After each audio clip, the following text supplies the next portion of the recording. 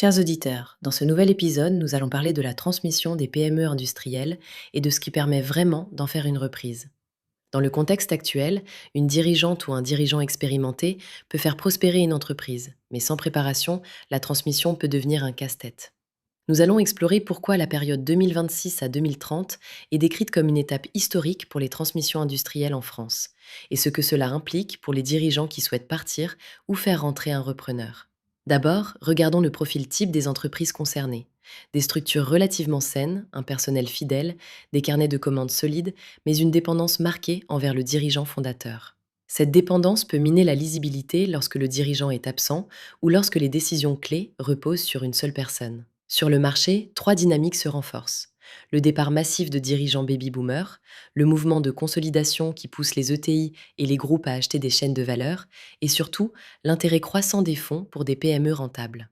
La conjonction de ces facteurs explique la montée de la demande, mais aussi la sélectivité des acquéreurs.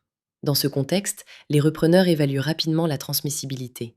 Dans les dossiers que nous suivons, un repreneur peut déterminer en quelques minutes si l'entreprise est transmissible et si le dirigeant est indispensable. Une lecture qui conditionne une grande partie de l'intérêt. La conséquence pour les dirigeants est claire. Il faut passer du rôle de chef d'atelier au rôle de chef d'orchestre, qui peut déléguer, documenter les processus critiques et stabiliser le management intermédiaire. Une préparation planifiée sur 1 à 3 ans permet de documenter, structurer et clarifier la narration stratégique afin de rassurer les acquéreurs et de réduire l'incertitude.